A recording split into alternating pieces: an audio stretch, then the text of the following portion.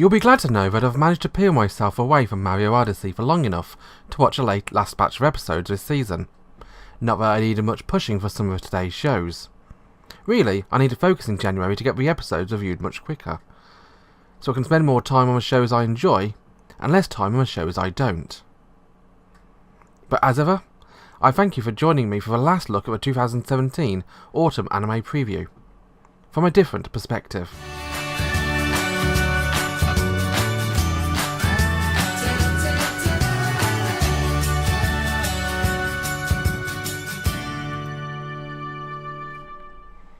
I'm confronted with a very disturbing thought when I start watching one of the new shows this season.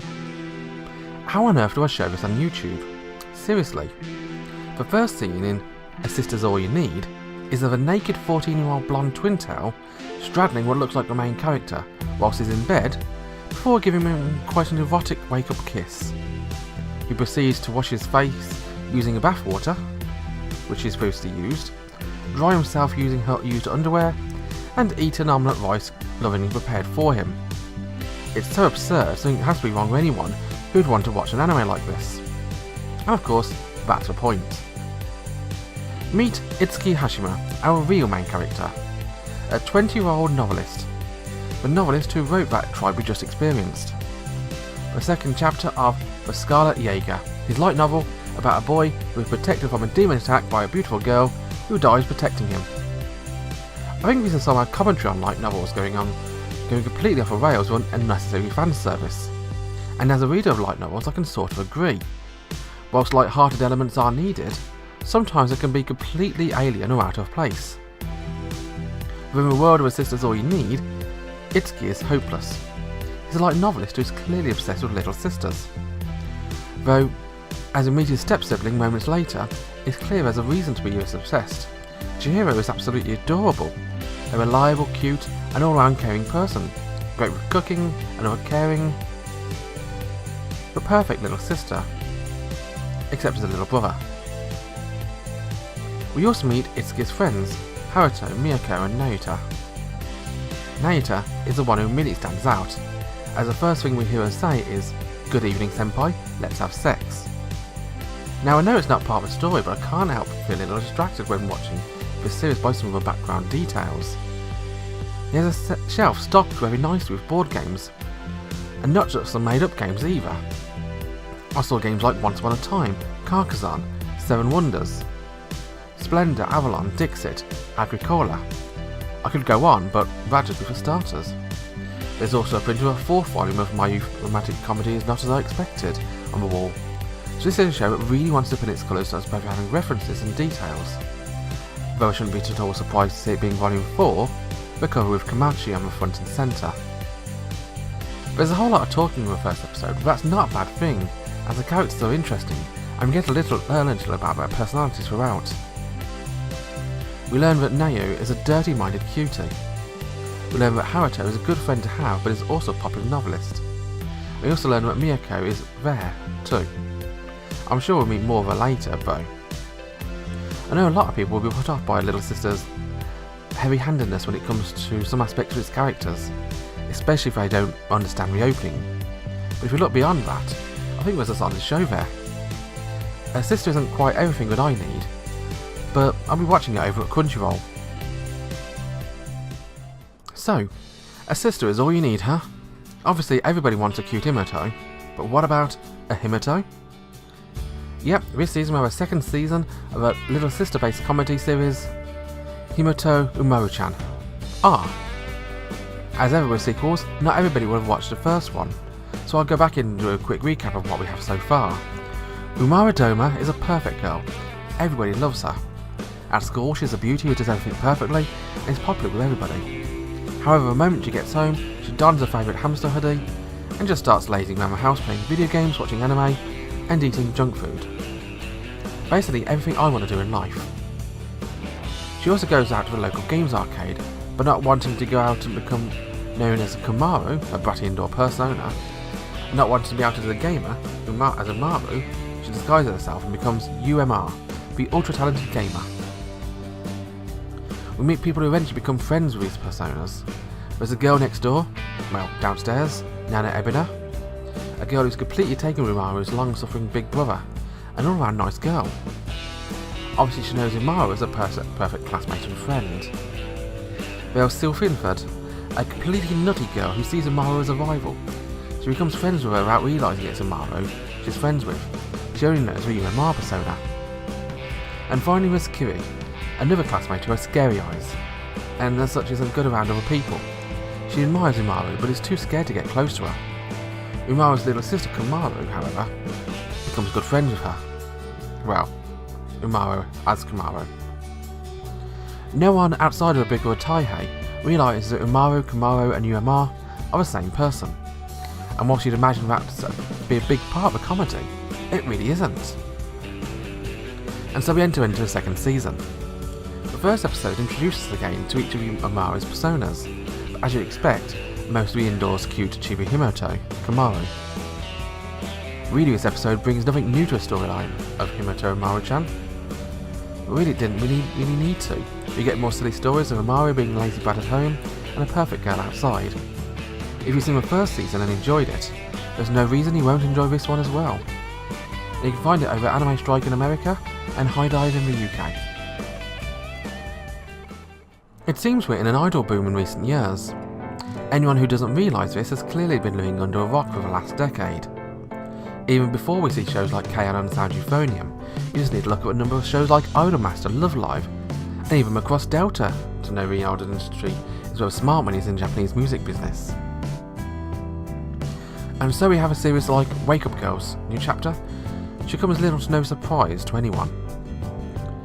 It's actually a second mainline series about a group of fictional idols from Sendai in Japan. Also good so far. Unlike most of our idol series though, Wake Up Girls is less of a cheery rise of a perfect group of friends aiming to be idols, but rather a manufactured group designed to make money for our agency. The girls do want to be idols though, and it's through its storytelling an underdog tale. An idol group who fight not only through the traditional hardships that most idol anime feature, but also more mundane tasks like earning their fame through tiny segments on a regional TV show. Another hallmark of the series is its negative portrayal of a super idol group, I-1, an all-encompassing group of girls fighting to remain within the main group in a dog-eat-dog idol world. Despite being the most loved group where internal politics is often quite brutal, they can really be seen as a major commentary on the workings of a real idol group, AKB48. Needless to say, Wake Up Girls do finally push forward and get some national notoriety, but it will always be a bit of an underdog. And it's also true of the series. The second season of work, not including the movies, which I've sadly not seen much of, I've seen the first movie which started the series, but not the later ones, brings us back into a world of Wake Up Girls. The series is still pretty much as unsteady as it ever was. The girls can be seen not acting like idols, but rather acting like normal girls who just happen to be idols. It's refreshing, especially given the impossibly larger-than-life, one-dimensional personalities on display in other idol shows airing this season. The animation quality too maintains its rough around the edges feel, which amazingly isn't a negative. Everything about Wake Up Girls feels a little less polished, and even that feels more fitting to its premise and character. I was actually worried for this season after the creator and director Yutaka Yamamoto distanced himself from the second season earlier this year. While Shima-kan can be a controversial director, I personally felt he had a big hand in pushing Wake Up Girls in an interesting direction away from the other similar series. Now, will this season maintain that off-the-track direction, or will popular demand bring work in line with other more popular idol series? You can follow Wake Up Girls' new chapter over at Crunchyroll. Sometimes when you see the name of an anime, it stands out to you for various reasons. Sometimes the title seems too short, others are ridiculously long, whilst some others sound cooler than you know the show will ever be. And others, like My Girlfriend is Sho-bitch, stand out for more obvious reasons. Just what is Sho-bitch anyway? I understand the second part of that word, but the first part just seems out of place. Not that the title of an anime series really has an impact on a series of anything like that. A main character this time out is a door guy named Harika. If you've ever seen a main character for a Wish Fulfillment harem series, then this is your guy. But in a show like this, the main character is probably the least important person. but regardless, after giving him credit, he does have great taste. He has his eye on a class representative for quiet and studious Akiho Kosaka. She has a cute face, a large chest, and a nice personality. She's also voiced by Ariyuki, which immediately endears her to me automatically. We meet Haruka's childhood friend Shizuku, another cute girl who's all over him. She's clearly interested, but she's the type who will never admit it until it's too late. And the third cutie we meet today is his younger sister Kanata, a girl who wears a cat ear hoodie, and again is more a little interested in him. I feel like a certain light novelist from earlier today would certainly appreciate Kanata's charms. The show that Sho-bitch reminds me of most is actually Mysterious Girlfriend X, only with more comedy and less lovely moments between a young couple. The main issue I've had with this series so far is the nature of that comedy. Akiho is very accepting and agrees almost instantly to go out with Haruka when asked. However, her idea of what a boyfriend and girlfriend do is very different to what he was expecting. The first thing she offers when she agrees is to study up on different positions, and throughout the episode she offers all manner of sexual favours and delights in jokes of sexual nature. It's clear she has no experience, but it's somewhat fun to watch her completely throw Haruka's mental state as his ideal girl suddenly advancing as a sadistic mistress, thinking he's a masochist. Then when we throw in Shizuku and Kanata into a mix, it gets all more complicated, as not only is Akiho very willing to act as a sexual aggressor in a relationship, she's also very possessive, and so when Shizuku gets all touchy-feely with him, she gets very defensive. Now earlier when I compared the show to Mysterious Girlfriend X, but it also shares a lot in common with last season's Aho Girl. It's a whole lot of dirty jokes and references section, and while the show does have some redeeming features, unlike last season's banana obsessed comedy, it does feel a little too focused on talking about the birds and the bees, and not about their blossoming relationship. And you can find My Girlfriend is Sho-bitch over at Anime Strike in America, and back at High Dive in the UK. And that about wraps up the autumn season.